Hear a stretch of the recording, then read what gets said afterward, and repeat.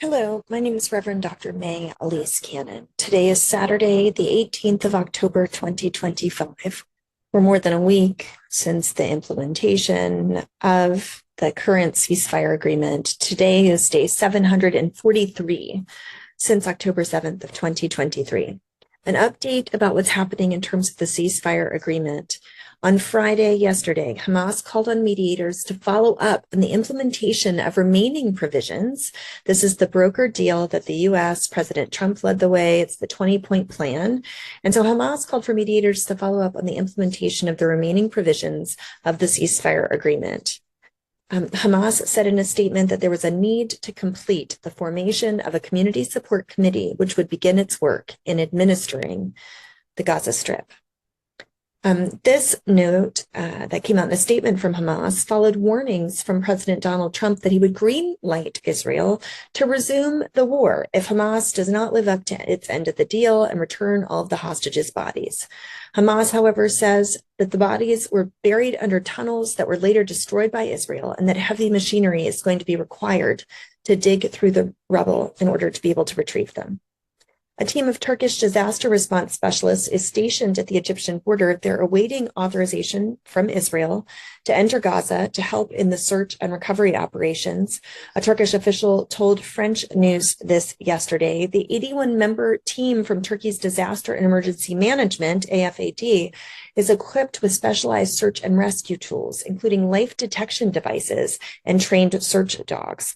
A Hamas source told the Associated Press that the Turkish delegation is expected to enter Gaza by tomorrow, Sunday. Now, this was in The Guardian, I believe, where the article is called "Israel has violated the ceasefire agreement 47 times and killed 38 Palestinians." So says the Gaza media office. 38 Palestinians have been killed. Another 143 have been wounded since the ceasefire went into effect. These violations have included crimes of direct gunfire against civilians, deliberate shelling and targeting, and the arrest of a number of civilians, reflecting the occupation's continued policy of aggression despite a declaration to the end of the war. That was from the statement. 11 members of one Palestinian family were killed by Israeli forces yesterday. This was the deadliest single violation of the fragile ceasefire since it took effect 8 days ago. Gaza's Civil Defense Agency said that the family was trying to reach their home in the Zaytun neighborhood in Gaza City when the bus that they were in was attacked for allegedly crossing the yellow line. The yellow line is the demarcation line that identifies where the Israeli military is in control. They had crossed the yellow line, an imaginary boundary mentioned by the Israeli army, said Mahmoud Basal, the spokesperson for the Gaza Civil Defense.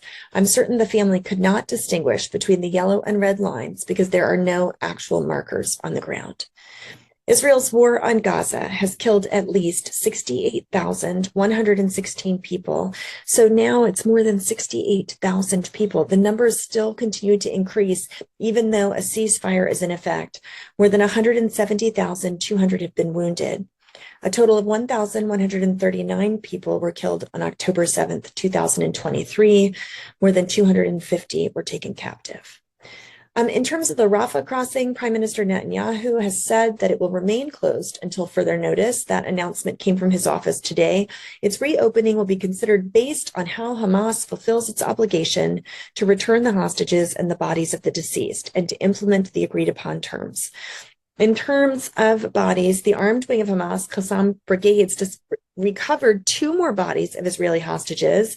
They were supposed to be handed over to Israel today at 10 p.m. local time, Saturday. On Monday, this past week, Hamas returned the 20 last living hostages, but it has only handed back 10 of 28 deceased captives because of that need for the special recovery equipment. Israel returned the bodies of 30 Palestinians to Gaza on Thursday. Under the ceasefire deal, Israel is to turn over the bodies of 15 Palestinians for every deceased Israeli returned. Israel also returned the bodies of another 15 Palestinians today, bringing the total number handed over to 135. Doctors at Nasser Hospital in Han Yunis said the bodies showed signs of torture and execution, including blindfolds, cuffed hands, and bullet wounds in the head, according to doctors' accounts.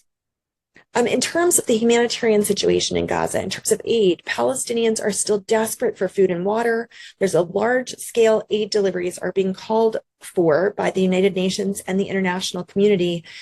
Many aid deliveries are still facing Israeli roadblocks. Israel and the U.S. said yesterday that Israel is now providing quantities of aid to Gaza that meet the requirements under the ceasefire agreement.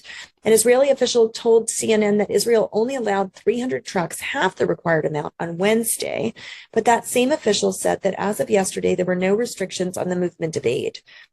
UNRWA said yesterday that it's seeing improvements in the level of aid entering Gaza, but it warns that hundreds of trucks are needed daily, and they're not yet reaching the Palestinians who most need them.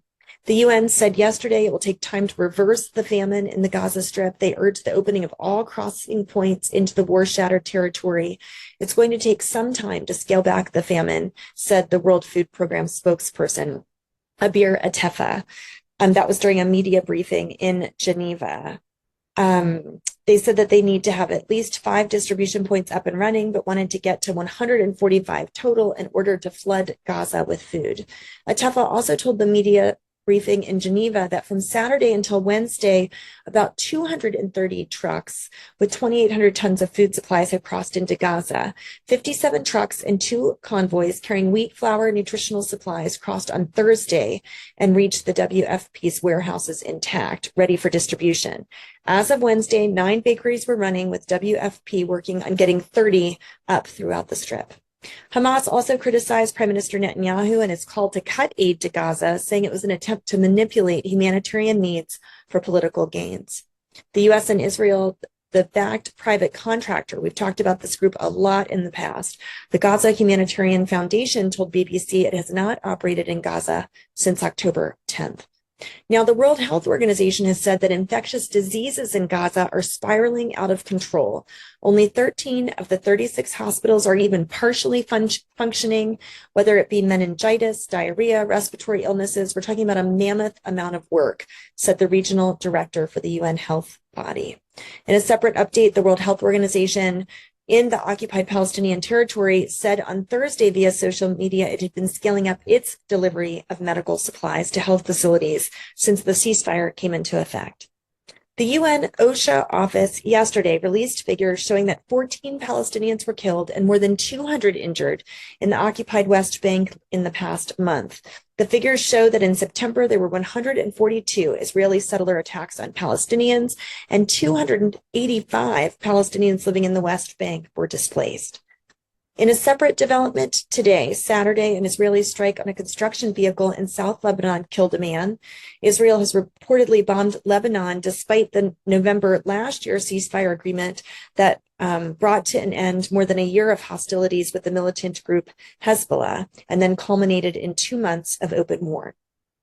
Related to Syria, the Syrian government and the Kurdish-led Syrian Democratic Forces have agreed in principle to merge the SDF, the Syrian Democratic Forces, into the National Army. That was reported today. And Saudi Arabia is discussing a defense deal with the Trump administration, according to sources. They said that the Saudi Arabian Crown Prince Mohammed bin Salman hopes the agreement will be robust and include enhanced military and intelligence cooperation. A senior Trump administration official said there are discussions about signing something when the Crown Prince comes, but the detail is still in flux. In the UK, or related to the UK, Gideon Sa'ar, the Israeli foreign minister, described the decision to ban Maccabi Tel Aviv fans from the Europa League match in Birmingham as shameful, and he urged the UK authorities to reverse it. The decision was taken by Birmingham's Safety Advisory Group based on advice from the West Midlands Police, who said that the match would be considered high risk based on current intelligence and previous incidents. There was also a legal challenge in the UK to the ban on Palestine action after a court of appeal rejected the Home Office's attempt to block the case. So that will move ahead next month.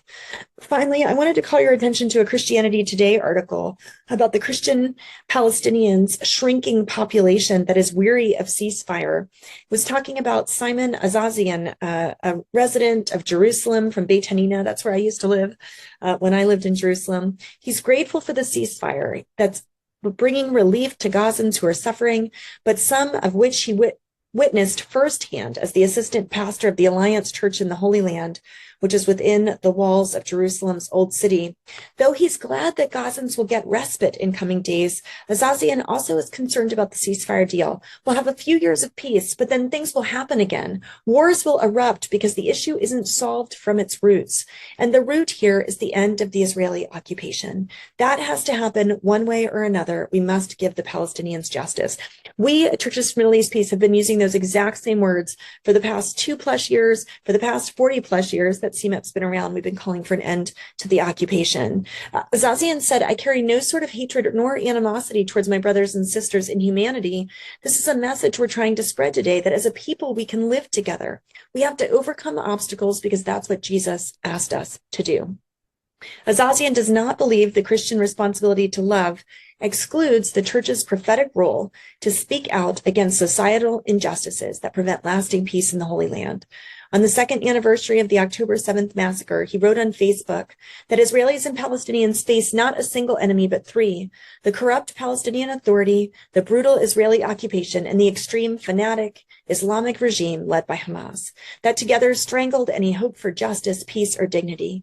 He envisions the church, believers of all backgrounds, inside and outside of the Holy Land, bridging the gap between Israel and Palestine. May it be so. My peace, comprehensive and permanent peace, come quickly in the name of Christ. Amen.